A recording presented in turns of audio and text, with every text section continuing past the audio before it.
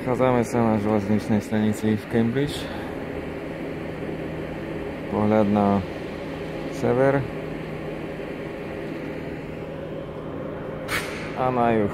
Tam sa chvíľku vyberieme vo vlaku do stanice London King's Cross.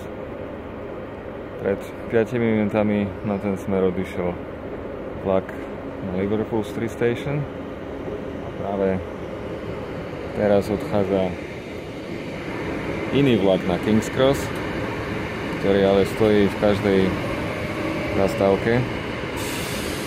Tak, keď som v ňom sedel asi 3 minúty a zistil, že stojí v každej zastávke, tak som sa vybral von zo 7. nástupišťa na prvé. A tento vlak, ktorý práve odchádza, tam ho je ešte vidieť trochu, má príchod do Londýna 16:19 a vlak, ktorým pôjdem ja, 16:08. Takže napriek tomu, že vyrazím z Cambridge o 25 minút neskôr, prídem do Londýna o 11 skôr. A je tak pekne dnes byť doslova obloha bez mračíka,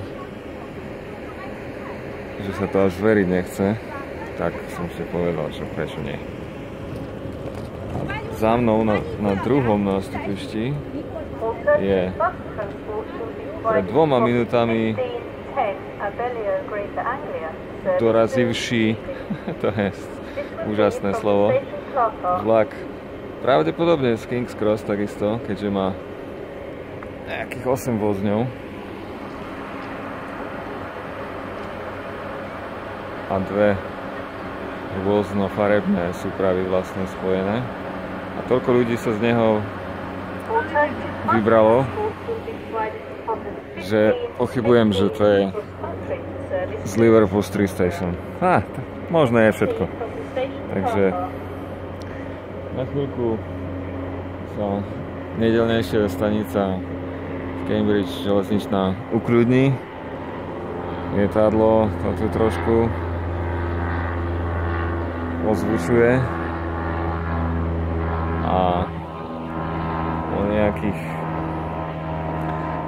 15-20 minút sa vyberiem do Londýna na koncert Glena Hughesa, bývalého člena Deep Purple.